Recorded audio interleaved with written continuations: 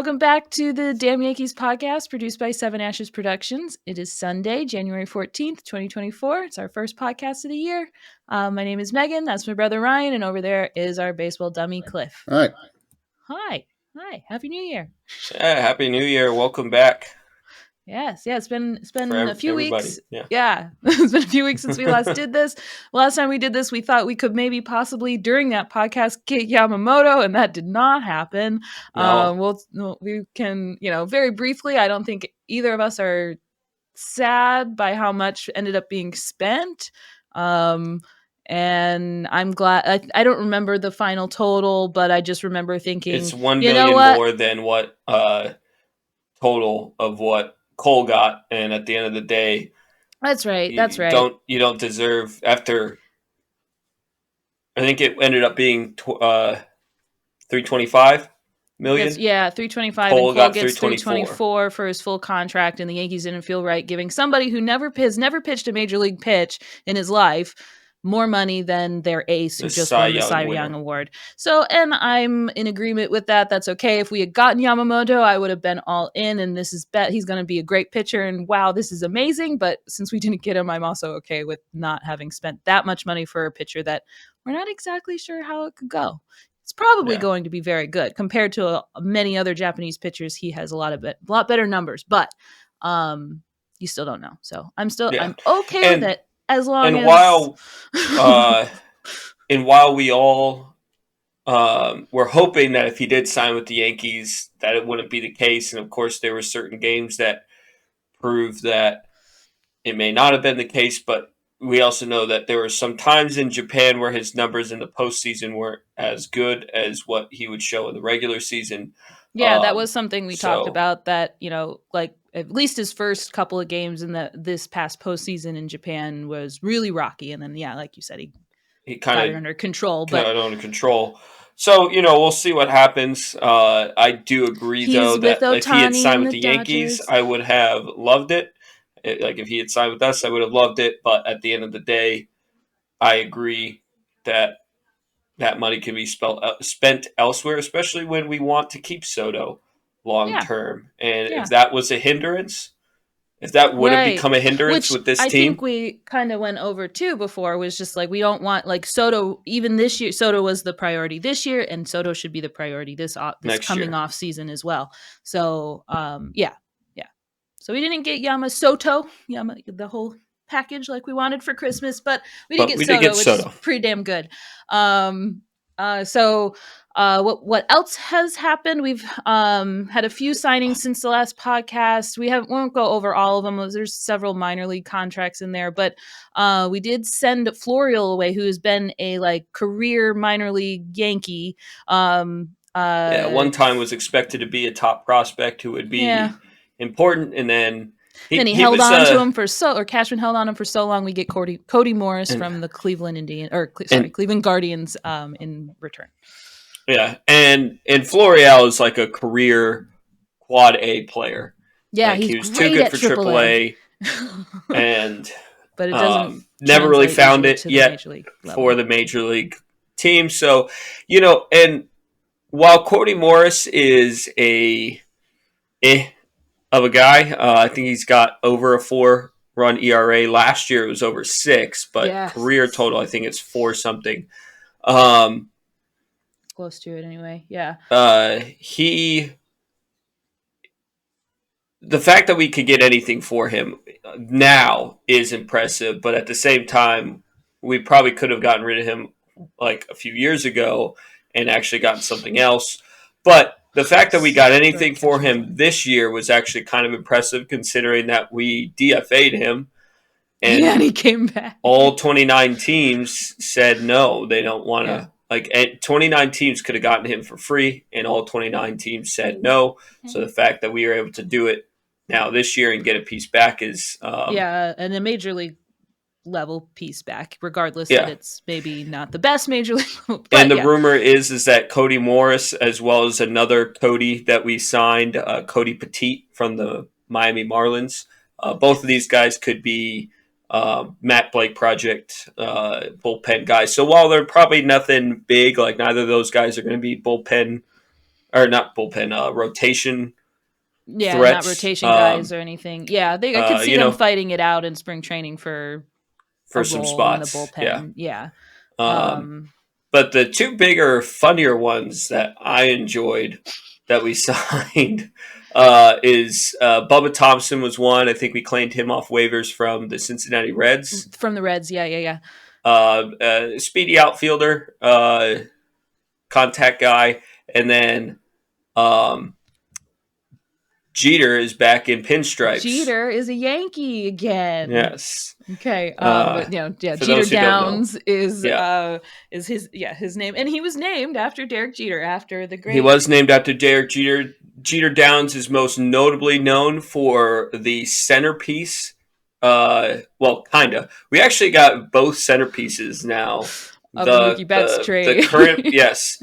So rewind back to 2018, Boston Red Sox had Mookie Betts, who was at the time arguably the best player in the game, just outside of Mike Trout, and maybe Aaron Judge, because Aaron Judge was doing very good, obviously, in 2018, but he was always in that conversation, still is in that conversation. But the Red Sox decided to trade away their World Series champion MVP. Yeah. I don't know if he was the MVP or not, but he was obviously very he was their team's MVP, to say the least. I'm just misremembering. He is a star. He's a star MVP on the Dodgers now, full of stars. Yeah.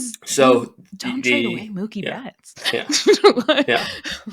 I mean, I'm glad they traded away Mookie Betts. Oh, right. Yes. Worked out for Red Sox go ahead and do stupid things, but yeah, it was really stupid. And they got Jeter Downs and Alex Verdugo. Who now both are now on the Yankees. Yes. I think Jeter Downs ended up in Washington last year, and then was DFA'd, and the Yankees claimed him off of that waivers section. So both Bubba, so now Bubba and Jeter are officially Yankee teammates once again. Yeah, it's like it's 2009 again, or I don't remember the last time. When was Bubba? It was Bubba Crosby, right? Bubba Crosby, and another guy who was just a bench piece, speedy outfielder.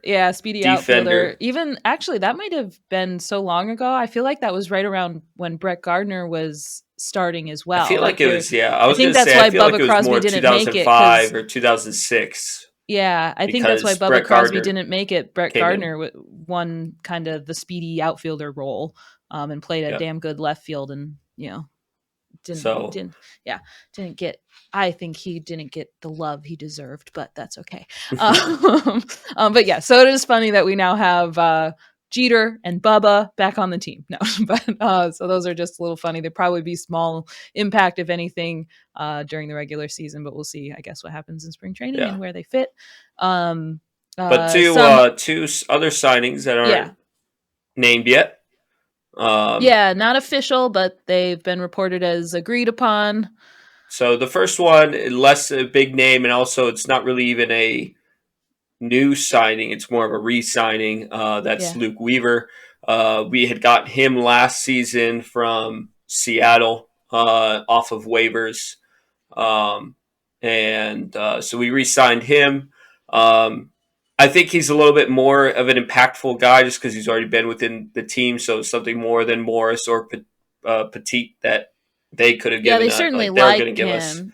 Yeah. And he actually pitched good. You look at the season ERA for Luke Weaver, and it was obviously really bad. There's a reason why he got waived by Seattle. But he had a 3.38 ERA, I believe, with the Yankees coming into that season. Now, not to say that I think that he's the guy for us, but could he be a spot starter? Could he be a depth role? Could he step in if we get the right depth we need in the rotation? Could he become a de facto Mike King, someone who can give us 3, 4, 5 innings when needed? I think he's got some impact. Not officially signed, but that deal is already agreed upon. Another big one. Yeah, and I agree. I think and just about Luke Weaver, I think that's a big missing piece right now for the Yankees is when they traded away Michael King. We have this. You need an innings eater. You need the bullpen person that can, make up for a really start by a starter that inevitably happens, whether it's Rodon or Nestor or whoever, has that bad start. You need somebody to come in the third inning and eat some innings and, or the fourth inning, whatever it is. You need somebody who comes in and eats some innings and not waste our bullpen. So I think that Luke Weaver, we were talking before this and I was like, who's going to be our innings eater? And as we talk about this, it's probably Luke Weaver. Like, at least at the start of the season until and then he's a plug-in if somebody gets injured or right. And I think that they're going to have to figure that out as the season goes. I just see Luke Weaver, if they get the rotation that they are supposed to get, which we'll talk more about, he could probably fill that role of somebody who can come off kind of what Clark Schmidt was expected to be last year until he was then starter. As a starter.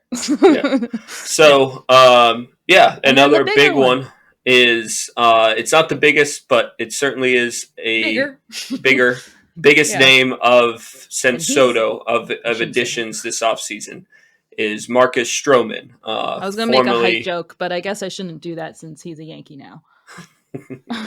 He might block us still. We managed not to be blocked by Marcus Stroman. Yeah, question about that. I was doing the research and everything I've said, like, okay, on quote, it's a double-edged sword concerning Marcus Stroman's loud personality. Who said that?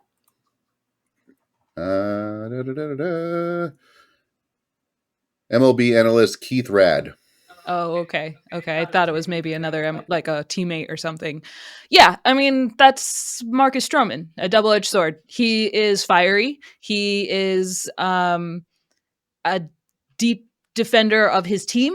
I think the current team he is on. He's a little spicy on the mound. He mocked Juan Soto last year. He struck out Juan Soto, and Soto likes to do his little shuffle when he gets it's like the Soto shuffle. He gets a ball. When a ball is thrown to him, he kind of does his shuffle. Like shuffles in the box. And he's like stares straight at the pitcher, and he does like this 1-2 step like forward while staring right at you, being like, I knew that was going to be a ball kind of thing. That was a ball, haha. So Stroman struck him out and did his little shuffle on the mound. So it's funny. That's okay if pitchers or if Soto said that we're going to be shuffling in the clubhouse together. So I think I saw that comment on Twitter. Yeah, so I mean that's good news. Yeah, on that side. Yeah. Stroman and Soto, no beef there. That was all in good play. So I think, and then the other side of that sword comes from his comments towards fans. He's hated by Yankees fans. I mean, let's get that out of the way right first of all, because as you're saying, he's not always been a Yankees. Obviously, this is the first time he's been a Yankees player. Before he was with the Cubs, he was with both the Mets and then before that the Blue Jays, both rivals of the Yankees. And so, of course, because he's with those teams, and I actually think that leaving the Blue Jays, he wanted to be a Yankee, and that did not end up happening. There were all the rumors Cashman, about how he had surprised. Sorry, I was there are just a bunch of rumors about like his desire, like his person. Why am I blanking on the lawyer manager person that's in charge of getting your money for you? He called the Yankees front office and wanted to be a Yankee, and then Cashman opens his big arrogant mouth and said, well, shocker. And we kind of did need pitching last year. I don't remember the quote exactly, but I don't remember it either, but it was something something condescending about we didn't even take the call, like he wasn't worth our time. It was something along that line. I think you're right. Yeah. So that pissed Stroman off because Stroman has a huge ego and does think very highly of himself, which is probably warranted in most cases. He is a very good pitcher. But he then went on the defensive and was like, I never wanted to be a Yankee. I don't know what the hell you're talking about. So, and then he's gone on to say that Cole is a diva. I think while he was with the Mets, Alek Manoah had that infamous interview now where he said that Garrett Cole is the biggest cheater in the entire game. And of course, this is even after the Spider Tack stuff had come to an end where everybody was doing it. And of course, Manoah that season gets sent down to single A. Not even. Was it below single A? He got sent down to. It's like where most people go to rehab, like if they have a really bad injury. So, that was so, stuff comes back to bite you. Karma justice there, but Stroman had made some comment. I think at the time he was still with the Mets, but since he's been with the Cubs for the last 2 seasons, like you didn't really see as much of. Yeah, he wasn't Stroman's comments, and I think that's just because it's not his rival, and it's not somebody that he feels that. This is maybe just my opinion, and I could be wrong. He might have said something that I don't remember, but I just feel like you were saying he says things to rile up his clubhouse to get his guys behind him and all that, which isn't the worst thing in the world. And the Yankees can use a little spice in their clubhouse, probably. And when you're with the Cubs, you're not going to be talking about the Yankees as much. I think it would have been weird to see him continue to do with the Cubs while he was with the Cubs. Then it would be like, didn't see that as much. Okay, little brother, shush. I guess. Well, not you. But and actually, I think he actually came to Volpe's defense last year. He did. When some dumb Yankee fan was on there complaining that you would never see Derek Jeter smiling for hitting a home run when the Yankees lose. And meanwhile, it was his first career home run. And he's like, this is how far the Yankees have fallen. Yeah, and he smiled, and this is how far we've fallen. And so and what was crazy about the clip, too, I was going to say real quick, the crazy part of that clip, too, is that if you watch right after that, he's like, I just want to do more, like something along the lines, I want to do more of that to actually help us win. Like he says very quickly. Can you hear Ryan, because he's gone for me. We got to win. Did I lose you? Ryan. I had an internet glitch. You said, but okay, so I was just saying later on in that video, said that he wants to, like, it's disappointing to lose, and he wants to hit more home runs that actually help the team win. Something along that line. So you mean a fan took a split-second moment in a video and made a giant big deal about a smile? About it for nothing? Yeah. Well, and then Marcus Stroman basically said that, like, he's allowed to feel like I don't remember what he said back, but the gist of it was be happy about his accomplishment. He's allowed to be happy about his accomplishment. And why don't you get off your back? Because I think it was like, why don't you get off your back? Because you're never going to do anything off the couch that you're on, or something. He said something about, your comments from the couch or something like that. And on that, it was, I think, a bunch of Yankee fans were like, hey, we all hate Marcus Stroman, but he's got a point. And So yeah, I mean, I think he is staunchly, like, I think when he sees something unfair, he is going to be vocal. He says something. Yeah. And on the subject, we made the jokes about the blocking stuff, and maybe I'm saying this now because has been blocked by Marcus because he's now a Yankee, and so now maybe I'm defending him on that. But I also think that how fandom works.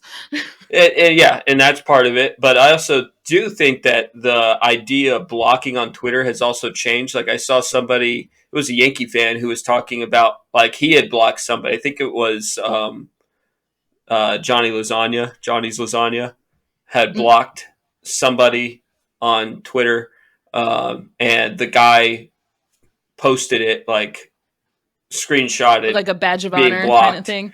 Yeah, and he was like, "Yeah, I'm proud of this." And then Johnny's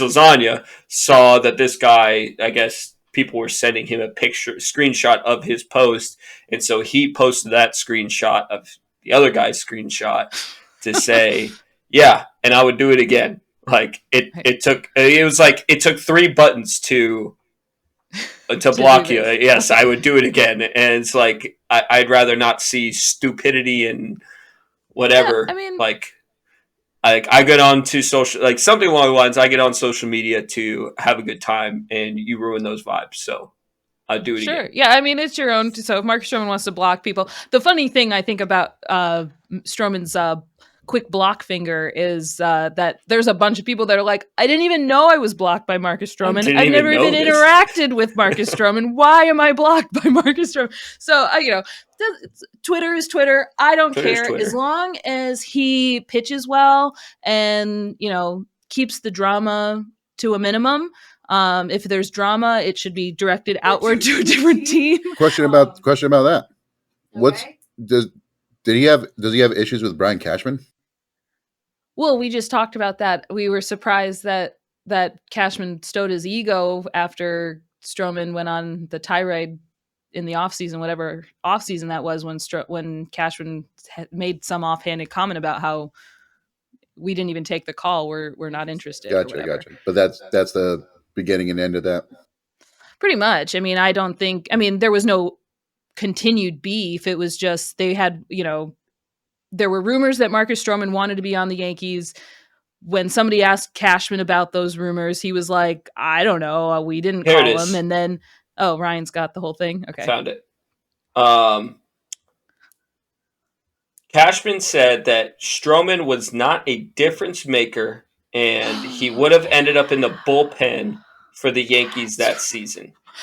Cashman doesn't really have great takes on pitchers. I don't know. We asked Montgomery about that. Yeah. I mean, in all fairness to Stroman, he's a good pitcher. He's not Garrett Cole, but he's also not a throwaway player that ends up in the bullpen.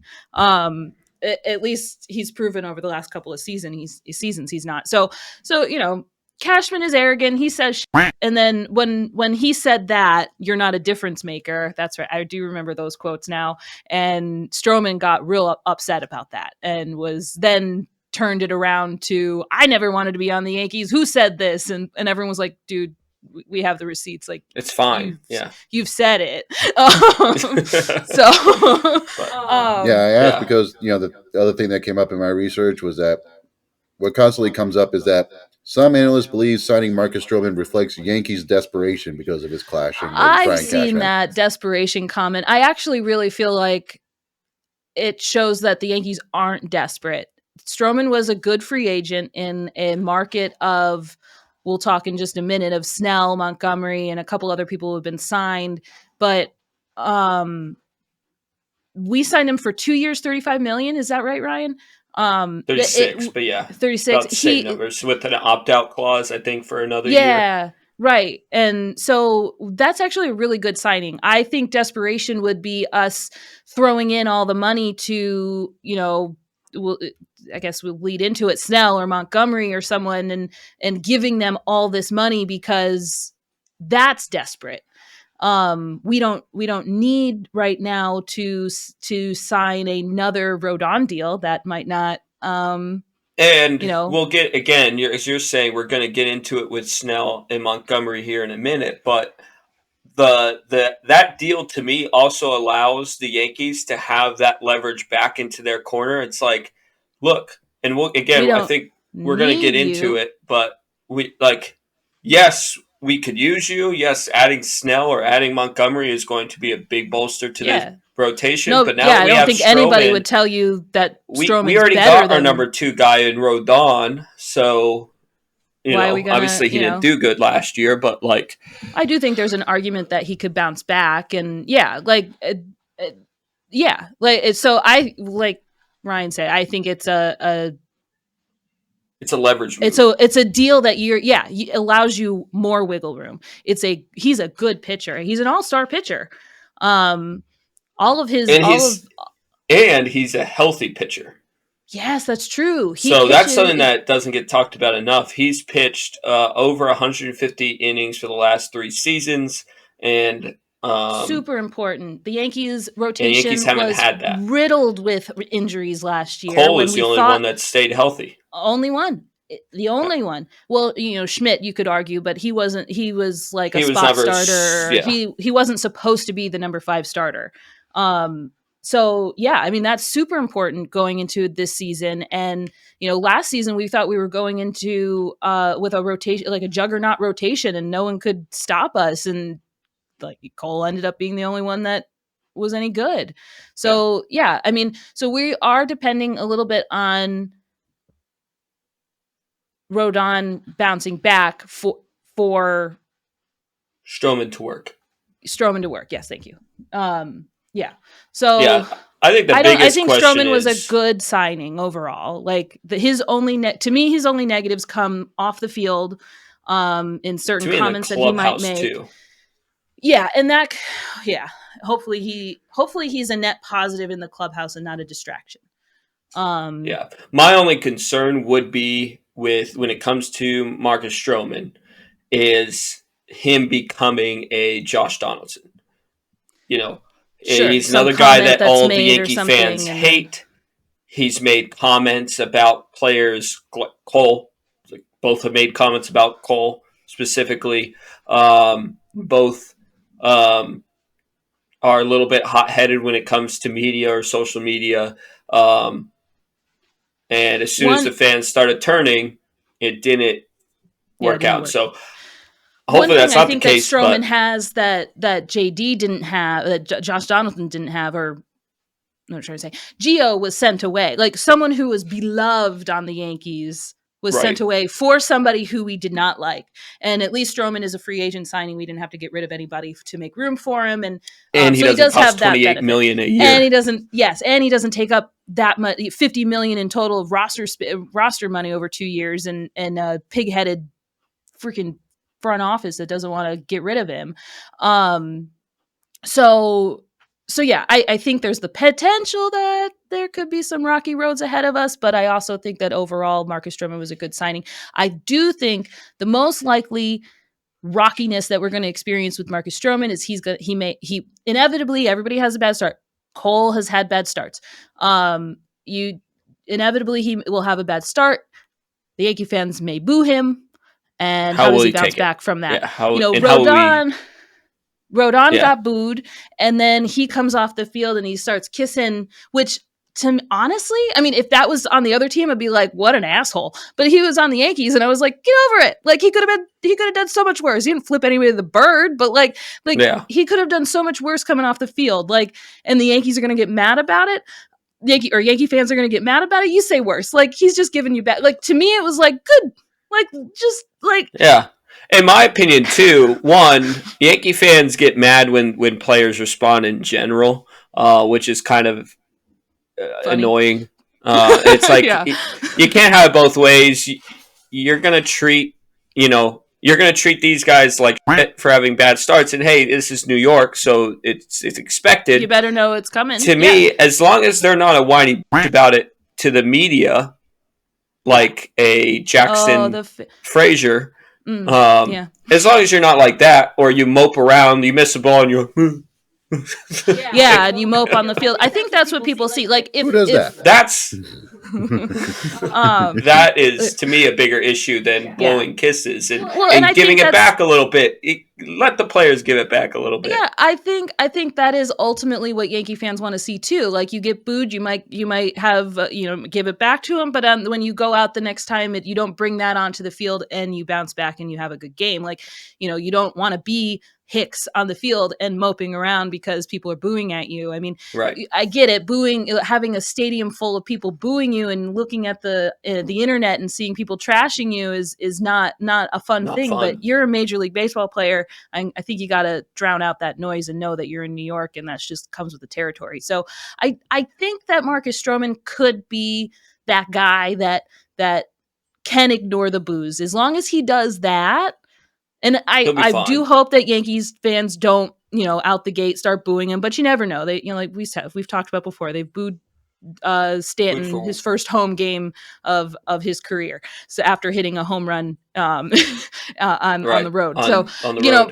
Yankee fans are Yankee fans. So I just how he bounces back from something like that is going to determine how his career is, whether it's short or long or whatever with the Yankees. That's what's going to kind of make or break him, I think. And I've always said too that, like, there's a lot of Yankee haters in the world. Almost every team hates the Yankees, but there's no bigger Yankee hater than a Yankee fan. Fans, yeah. There's no bigger Yankee hater than a Yankee fan.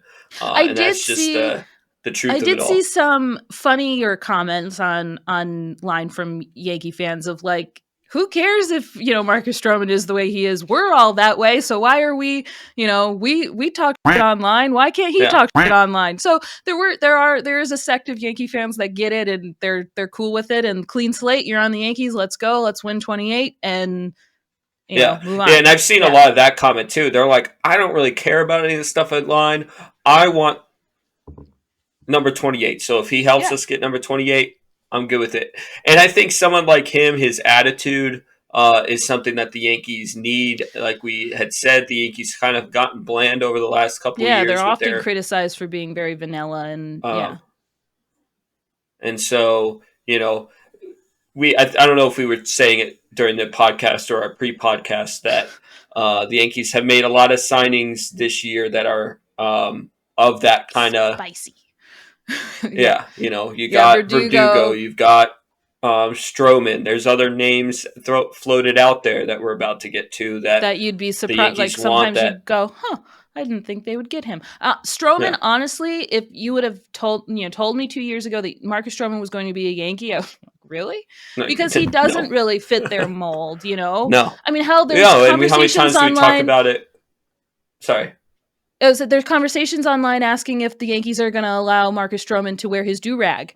And I really hope that they beat that conversation to death when he was with the Mets, when somebody opened their mouth in a stupid way. Like, I really hope that's not a conversation, but that's kind of where the persona that the Yankees have, that they're going to even question that, are they going to allow this? I would hope, I hope that doesn't become an issue, but, so I think Marcus Stroman does give the Yankees the, a little something in the clubhouse that you need. Yeah. Somebody that fire the crowd up. Because how many times have we seen the Yankees going on a losing streak and it pans to DJ LeMahieu? Sad. Yeah, you don't need everybody acting like an uber professional like Judge or an uber professional like Jeter, or you need those people in the clubhouse, but you do not need every single one of those people acting like that. Jeter had Nick Swisher, Yeah. You need a Gardy, fixing the dents in the dugout. Yeah. You need the fire. You need somebody who's going to get people to,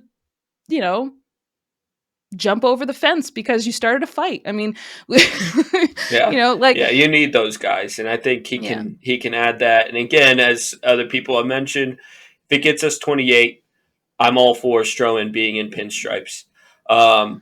But we've kind of danced around the topic. I don't know if we want to move on to the rest of the pitching. Yeah. So our concern is hopefully Stroman is not it. Yeah. And our pitching still needs some help. If Luke Weaver and Stroman are the only two pitching signings we have the rest of this offseason, that becomes a failure. So this conversation changes if the next part of this doesn't happen. Yeah. So there's lots of rumors flying around, and we're not sure if any of them are, going to land or anything. So, but there are a couple of free agents left on the market that the Yankees have been connected to, including Blake Snell, the reigning Cy Young winner in the NL, and Jordan Montgomery, who the Yankees infamously got rid of and said he would not be a playoff pitcher. And then last year he just won a World Series. So the issues with both of them is they both want lots of money and long contracts. Correct. And then on the other hand, there's also options for trade of Cease, Dylan Cease with the White Sox, Jesus Luzardo of the Miami Marlins, and Shane Bieber. I've also, with the Miami Marlins, I've heard Edward Cabrera, but Luzardo is the name that the Yankees seem most interested in. Yeah. I know that I know all three teams would be interested in Peraza, so it seems like he would probably be that name in there. The one name that I like between the trades that I like the most, but I've also heard rumors in the last couple of days that the Guardians aren't too interested anymore, is that, but I liked it because Bieber did not include Spencer Jones, while it seems like Cease and Luzardo would. Even Luzardo will include Spencer Jones, huh? I believe so. I do think that is what, these trade names, the people were looking at for possible trades or like getting, having trouble with words. I think those are more realistic and those fit better in the current Yankee rotation. Yeah. The problem is that they already gave up a bunch of pitching prospects and Michael King, who they wanted to be part of their rotation this year, for Soto, which I have no problem them giving them up for Soto, but I do understand them being hesitant of giving up more prospects and other more of their pitching or more of their. And Spencer Jones is an outfield prospect. They liken him to a lefty Judge, right? I'm thinking of the right person, right? Okay. Yeah, Spencer Jones is lefty Judge. He's a 6'7", he's huge, power hitting home run hitter. So they don't want to get rid of him. He actually adds more. He doesn't have as much power. Obviously, no one has as much power as Aaron Judge, but he adds more speed than Aaron Judge has ever had. But basically, his swing, they've remarked how it looks like a lefty version of Aaron Judge. So understandably, they don't want to get rid of him. He made it to Double-A last year, I think. Yeah. So that's the issues with the trades, but Peraza should be a good centerpiece in these trades. And we've talked before that Peraza does need to get traded. They either have to trade Gleyber or Peraza. And to me, it just seems smarter to trade Peraza while he's as high as he can be. And he's a prospect, get back some good pitching for him. Yeah, because technically he's not even a prospect anymore. He is now just utility role player. And he has Pereira no options, so we can't bring him back down. He's got it. They've got to do something with him. Mm-hmm. And Pereira is kind of in that same boat. Pereira's in the same boat. He has Peraza options in the sense of has options. However, he's got nowhere to go. There's too many people in the positions where they are. He's not going to start. Peraza is the only one that has that opportunity. If maybe they're trying to hold on to him if they decide to trade Torres before the end of the year because they don't think they're going to re-sign him. Maybe that's the only reason they're holding on with Peraza, but something's got to move in that direction. Yeah. But we've been saying that for so long. So, Yeah, we have. So who knows? I mean, really, who knows? But I think if I was going to pick of the three, Cease, Luzardo, or Bieber, I'd probably think Luzardo would be the one. The Yankees have a history of trading with the Marlins. The Marlins, I feel like, have wanted an infielder for a season and a half here. To me, that I don't know, just have. It seems like that would be a really good fit. I know that's one of the few. The Dylan Cease one has rumors that Chicago's not interested, and the Yankees aren't interested in giving them what White Sox want. Yeah, it's kind of a similar situation now with the Bieber. Yeah, Cease is getting asked way too much. I think they want Peraza, Pereira, and Spencer Jones, as well as another pitching prospect.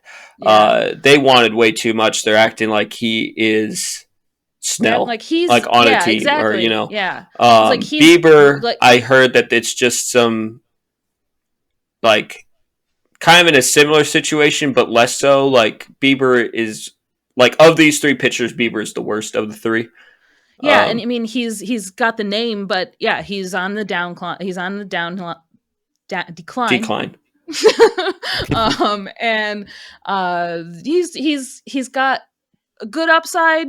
I think he's a good ground ball pitcher too, which is great for Yankees Stadium. I feel like I'm remembering. I believe correctly.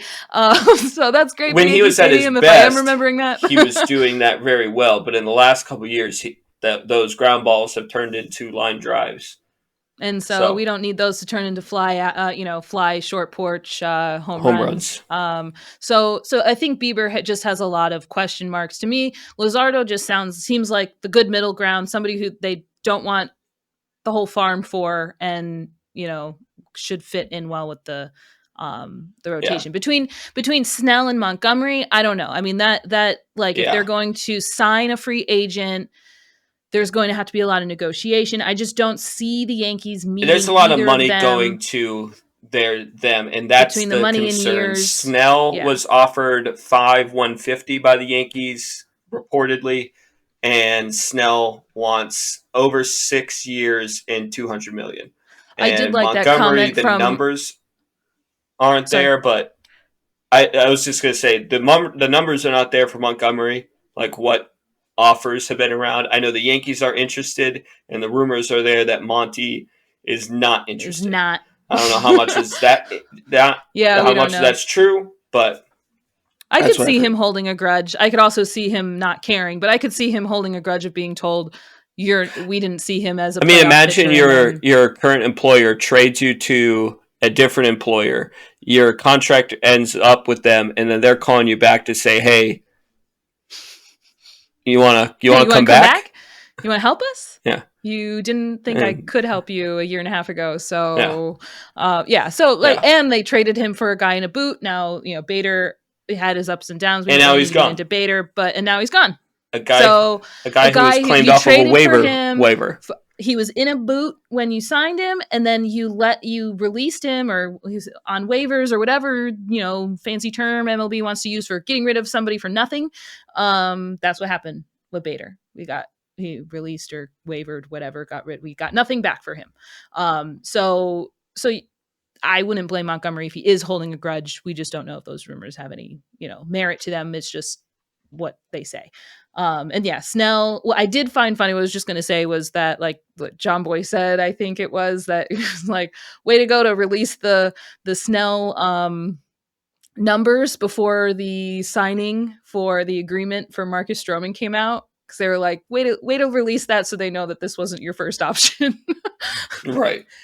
Because there was so much craziness about how could you sign Stroman initially. So I just thought that was a little funny. That's just an aside. But I don't know. Yeah. There's a lot of, the reason we're concerned about all the starting, we want another starting pitcher is just because having Schmidt on the back end. Well, at the moment, Schmidt is number 5. And and the injuries. And you got Nestor coming off of an injury, Rodon coming off of an injury. I think we would just feel better with our number 5 pitcher not being Schmidt, and as unfair as that might be to Clark Schmidt. But I would feel better if Clark Schmidt was our 6th pitcher. Yeah.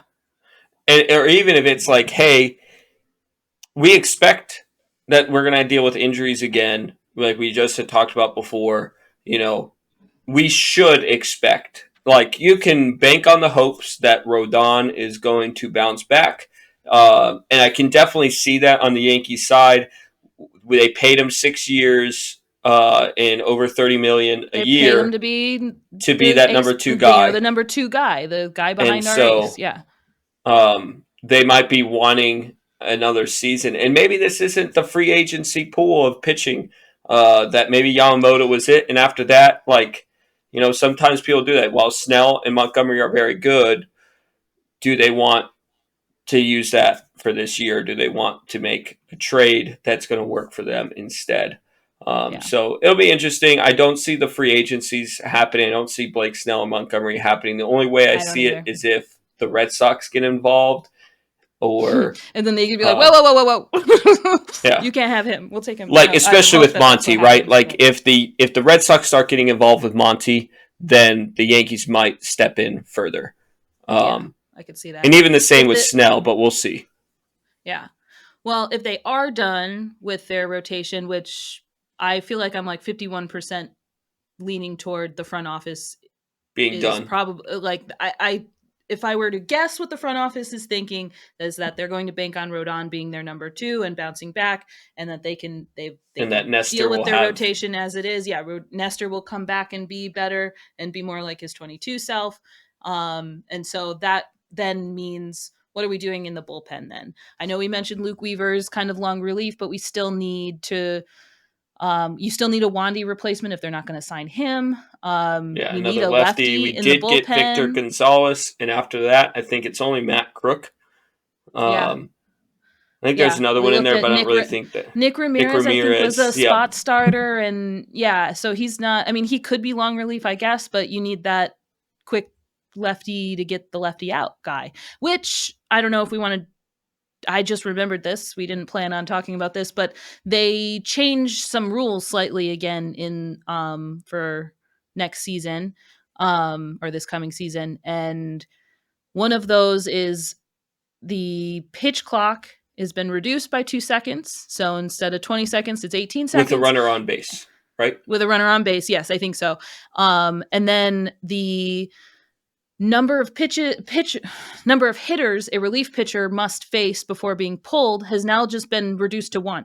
So, meaning they can come in for your lefty specialists are back. If I'm understanding the rule change properly, your lefty specialist who comes in for that one batter and is done is back, because the way the rule was before was the relief pitcher came in, you had to place 3 hitters. And you, no matter what, if you home run, you still had to face that third batter. So from what I understood, they changed it to you only have to face 1 batter when you come in, which means that they can do more, specialist things, which explains why they dropped the seconds, because if you have more potential for pitching changes during the game, that's going to lengthen the time of the game. And so they reduced the pitch clock time. I think there might be a misunderstanding. Okay. Let me read this and then maybe we can try to figure it out. So it says a pitcher who is sent to warm up for an inning must face at least 1 batter in addition to any of the requirements under the 3 batter minimum rule. So I think what it is. Oh, okay. So I think what it is if they are sent out. So let's say that I bring in Victor Gonzalez out of the bullpen during the 7th inning. In the middle of the 7th inning, he pitches through 2 guys and then gets out of the inning. Technically, you don't have to go back out there for a third guy. You just have to get through it's either 3 batters or the end of the inning. Or the end of the inning. You're right. Yeah. But I decide as the manager, I'm going to send Victor Gonzalez back out at the beginning of the 8th inning. I see. I cannot watch him do his warm-ups and say, and then go, nope, I don't like it. If you're sending him out there, he's got to pitch one. He's got to pitch, batter. And that's to take away some deception, because managers will do that, and they'll send out the pitcher before because he's a lefty, and we're going to send him out there so that you bring up this batter, and then you're like, oh, just kidding. We're just kidding. We're going to send this guy. Yeah. Okay. So I did misunderstand that. So never mind. So lefty specialists are not. They are not back. They're not back. But you still need a lefty in the bullpen that can get some outs. We need more than just Victor Gonzalez, so that's absolutely. And honestly, we needed more than Wandy last year. Wandy was the only lefty in the bullpen, unless you wanted to talk about Crook at towards the end of the year. But nobody wanted to talk about Crook. He was not a good pitcher. No. So we need another lefty in the bullpen. However, the 2 guys, unless I'm mistaken, the 2 guys that we're talking about are not lefties either. So even with what we're talking about, I don't know who that would be. Josh Hader is a lefty. Sorry. Oh, okay. Well, and Josh Hader, we talked about before. I'd love to get Josh Hader. I think the Yankees are. He's a closer. I don't closer role. Yeah, I know that. I don't think that believe in Clay Yankees Holmes organization thinks that they're missing a closer. Right. Right. They believe that Clay Holmes is their closer, even though Boone says he's a platoon closer, I guess, or however they like to say that. Yeah, we believe in him as a closer, but we won't call him a closer because we can all tell he's not a closer. Because but we won't he's not admit a closer. I mean, he's a sinker ball pitcher, and sometimes that doesn't work. I think he's a good setup guy. I think he's when he is on, he is the best. When he's not, he's really bad. Scary. So I just don't see him. I would love to have a true closer. We were spoiled beyond belief for years with Mariano Rivera being a true closer. We are missing a true closer role, I think. I know that MLB is kind of some teams keep leaning further and further away from having a true closer. But I don't know, maybe I'm just old. I think that it's necessary. The other person is Hector Neris. Pitched with I think you know a little bit more Astros about him than I do. Yeah. Yeah, he's pitched with the Astros. He's been one of those guys who can get you throughout the season as a relief guy, 70 plus innings of work throughout a season. He's 70 plus games in around the same inning. So he's a 1 inning pitcher, really pitcher kind of guy. But one .77 ERA. I think him and the Rangers are the Yankees and the Rangers are the most in on Hector Neris. Both teams have been in heavy discussions with his agent. So that's a big possibility for the Yankees to add in something. Again, he's not a lefty; he is a righty, but it does add a much needed relief pitcher to that situation. So we'll see more. I mean, I don't really know if there's anything really to discuss on Hector Neris' side other than he'd be really good for us to bring in. As far as I would also still he also has personality too, from what I understand. Yes. So that could be a good thing. And he's won World Series recently. Like, he'll be another guy added into the team who's got that under his belt. I do like Josh Nader for all the reasons that you were saying. But there's also concern that he struggles. He struggled with the Padres when he first went there. He's not consistent year to year as far as being an elite closer. Hair, they're going to have to make him cut it. It's going to be a story. So, and he wants a lot of money. I think that's true. Hector Neris is not projected to be as big of a signing. He's older. Not old, but like he's older than Hader. And he doesn't have that elite closer persona or that or whatever. Yeah. So that'll be. I think Hector Neris is more likely. Yeah, I agree. I think if we're talking relief pitchers that we're signing, I do. I think, and the rumors have certainly heated up or sped up. There've been a lot of them lately. Yes. So it seems like those are. Hopefully by next podcast we'll have more to talk about than just potentials, because I feel like that's all it's been so far. What are we going to do? So hopefully we're going to have some answers soon on what we are doing. I don't know if we want to go through this. Oh, go ahead. There's one other question mark. There's one other pitcher that is looming out there that people love to talk about, which is like Trevor Bauer. He's got a lot of controversy surrounding him. We've talked about him a little bit. He's had controversy even just before the most recent thing. He's had controversy before that. Yeah. Since he's been in college, he's had controversy. He's had beefs with Cole. We hear from Trevor Bauer that those are not beefs anymore. But, Cole, haven't heard. Cole's never said anything. He probably wouldn't say anything. But, and Trevor Bauer has had some legal troubles. Yes. I was just going to say that Trevor Bauer and Cole are very different people. They go about pitching very differently. And so that always rubbed Cole the wrong way. Talking to the media differently. Yes. Cole is the ultimate Yankee, and Trevor Bauer is basically not. It's just not. And regardless of Trevor Bauer's legal stuff that, their charges were dropped. I'm not saying whatever about it. But even if this man is squeaky clean, he has a lot of PR issues around him. And I think sending him into the lion's den of the media in New York is just a distraction at best. If our goal is to win a World Series, I do not want to spend half the season defending, why he's on our team. And I think that we had to do that all last year with Domingo Germán, don't need to be doing it again. And I think on top of that too, could in my personal opinion, I might have been willing to have the conversation about adding Bauer had we not just signed Stroman. We just talked about it, that Stroman adds in, and he's that kind of guy who's had beef with Cole, who talks a lot in the media. And yes, it's great to have that on our team, but we don't need both of them. And I'd rather have the guy who has not had any allegations, whether they're allegations or truth. Legal, whether it's true or not, I'd rather have the guy who doesn't have any of it. As far as the rest of the MLB is concerned, I would not be surprised if he ends up on a team. I just think he needs to help himself out there and, it would be interesting do a little PR and apologize for. Yeah, I think he did say that he tried to. He did like a half apology. He did a half a thing. Yeah.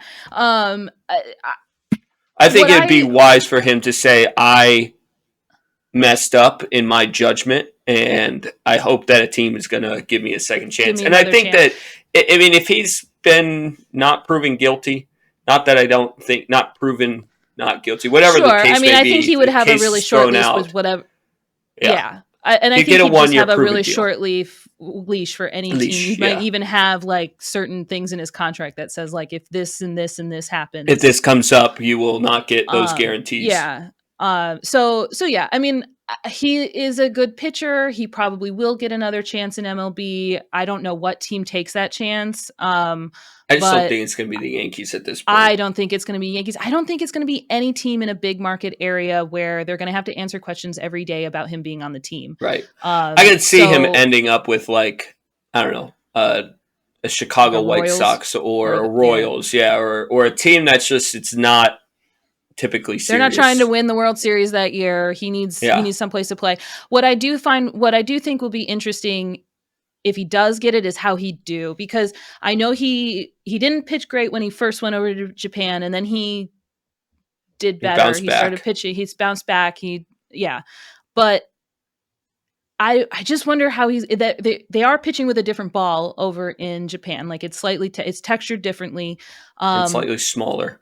I just feel like he hasn't been great since the spider tax stuff really has been, even though he was a huge like reason why all the, like he was putting it out there in front of everybody and showing everybody what pitchers were doing and what they were using. And, and he was also famous for saying, and he's also famous for saying, like, for the early parts of his career, this is again a Cole and Bauer disagreement things. Cole had always been a use of substances on foreign substances on the mound. This is a lot of pitchers. Good majority of them. Yeah. Bauer didn't for the beginning part of his career, and he was a very average pitcher throughout the very start of his career until on his podcast or something on YouTube channel he said, if I were to use spider tack or to use these substances that these pitchers do, I would win the Cy Young.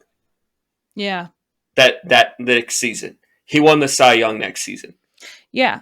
So, I mean, I would be, like, it'd be interesting just to see like how just in a morbid curiosity, like how would he pitch how would he do with the new rules? And, you know, so, and I know he did pitch with the Dodgers with these rules in place, but his season was cut short because of his the extracurricular activities. And I think one of those seasons too was COVID year, so it was already a short year. Right. And then the following season he got cut short again. So we have not seen a full year of Trevor Bauer without. And I think all these questions are fair. None of them mean that, you know, you just don't want Trevor Bauer on your team because you think he's guilty. I like that plays no part really in my decision to say, I just don't think he fits on the Yankees. He'd be a distraction. And I just don't know how good he is of a pitcher. And we just don't have room. Like there's not a place for him. We got the loud, obnoxious bullpen guy or the clubhouse guy.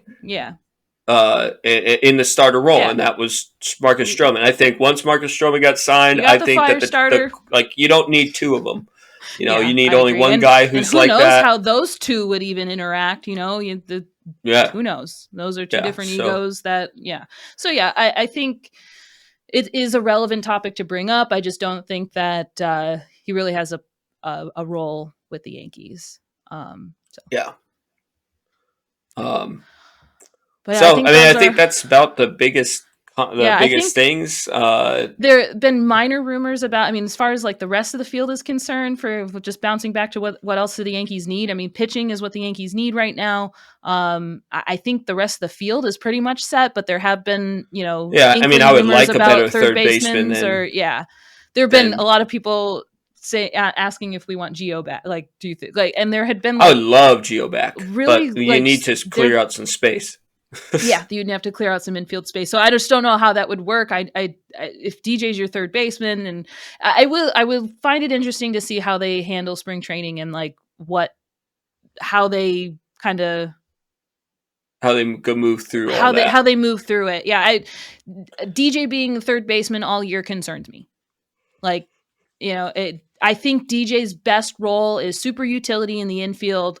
He gives everybody a day off. That's utility what he should in the be. Infield. Exactly. He should be the rotator guy that gives everybody the day off. But right now he's our third baseman. So yeah, and that's definitely concerning, especially off of a decline year for him. He's getting older, so those opportunity of bounce back seasons. The older you get, is less and less likely of bounce back or decline. Will he bounce back or will he continue to decline because he's just getting older? I mean, we've seen that happen. I mean, Teixeira had an eye degenerative thing where as soon as it hit, he couldn't hit. As soon as it got to a certain level where he could not see the ball properly anymore, he could not hit anything. And he went from hitting 40, 50 home runs in a season to hitting 12 or whatever it was. So those things happen. It's certainly a concern. So we'll see if they do anything else with the infield, but I don't know. But I'd like Gio back. Another big news is all players on the Yankees got their arbitration taken care of before hearings. So we've talked about arbitration stuff before. It'll be nice to not have certain players having to go hear about how much the Yankees think they suck before they go into the 24 season. I was saying somebody on a different team, and I wish I remember who it was, but there was one I saw that was 35,000 difference between the two. 35K. At that point, obviously that's, what are you doing? But that's less than a typical, maybe not typical, but maybe the average salary of a middle class person, kind of. That's that 35,000. What are we doing? I feel like the lawyer makes that much money during the arbitration hearings. What are you doing? You're going to take the chance of going to trial. You're going to go to these hearings and say you don't deserve $35,000 more than you want because of this, this, and this, and this, and this is why we think you don't deserve it. And $35,000 is a ridiculous number. Poor decision making, poor business making. And then on the flip side of it, the one that's the biggest apart is Aroldis Garcia, which is absolutely World nuts Series to me. Winner, Aroldis Garcia. The Rangers do not think he's worth whatever it says, whatever he's and it wasn't even that much. It was less than 10 it wasn't million. Outrageous. Yeah, it wasn't outrageous. So I was just wow. So that's crazy. I just feel like this is so out of the Yankees' character. They have avoided arbitration with every single one of the players. Torres being a big name, and Torres not having to go to arbitration is great. So he doesn't have to be sad when the season starts. So that's awesome. Just hopefully I was going to say, just hopefully there isn't a lot of trade rumors around him to make him sad next. But I really think he should think of those as good things. But because arbitration also getting cleared out of the way also means everybody's open to be traded. If you're in an arbitration hearing, you cannot be traded. So that's true. That is true. So in a business sense, it does allow those trades to go more earlier. So but the big thing is, and I think is a great sign for the next offseason, is that Juan Soto was given the biggest arbitration deal ever, a record deal of $32 million during arbitration hearings. So they learned their lesson with Judge. They decided not to fight about it. Yeah. So I think that's a great sign. I think that is a good faith sign to Juan Soto that, we're not going to argue with you. Here's your $32 million and we will talk bigger numbers next year. But let's go into this season knowing that we value you as one of the best generational players that we have seen in a long time. And let's win a World Series. And then we can talk about you and more. Judge hit 60 home runs, please. Yes, please. That would be great. You know how we wanted when Giancarlo came over here and we wanted a Mickey Mantle, Roger Maris type season, home run season. Let's get that with Judge and Soto. Okay. I guess if speaking of Giancarlo, sorry again, but did you see that he posted a picture and he looks a little deflated, which if in general, you would think that's not a good thing, but for Stanton, who is it's good, always in the body magazine of Sports Illustrated. We've been saying that he needs flexibility, and he's been saying he needs flexibility. So hopefully that's the case. So hopefully it's not just a weird picture that took a different angle, right? Like made him look thinner. But his pecs and his legs looked a little thinner to me. So hopefully that means he's been working on his flexibility and we'll have less injuries. Knock on wood. Knock on wood, yes. Knock on wood for everybody to have less injuries would be good. No injuries, please. Yeah. So yeah. But I'm sure as we've got about what pitchers and catchers report on your birthday this year. They report. Yep, they report on Valentine's Day. So we are about a month away. We're exactly a month away from pitchers and catchers reporting. So over the next few weeks, I'm sure things will be. Yeah, the next month is going to be a lot of things going around. See things shuffling around. So we'll see how it all shakes out, and we'll see what our team looks like going into the 24 season here shortly. So I don't have anything else. Do you? I don't think so. I just did a refresh to check to make sure nothing else has happened. Did anything happen while we were talking? So no, nothing really. Right. Only thing is that the Yankees are expect to miss out on Monty. It was reported by. That just kind of seemed like that was Sports Illustrated. That it wasn't gonna work. Yeah. But he grew a beard, so he wants to keep it. That was one of the headlines reason I saw. Yeah. But yeah, so we're going to be trying to now that we're kind of past the holiday season, hopefully be a bit more consistent as we go through a lot of these different hopefully more signings that the Yankees are going to be having coming up soon. Let's hope that let's hope we've got, because the last time that Hal said that we got a lot more to go. We're not done. We were done. So we were done. Hopefully we that's not the case. Franchy Cordero, right? Yeah. You're right. I forgot. So anyway, just catch us weekly at the Damn Yanks podcast on Spotify, and YouTube is where they are posted. So subscribe to those channels to keep up with us, and follow us on Twitter, X, and Instagram, and on Threads at Damn Yanks _pod. On Facebook, it's at Damn Yanks Pod.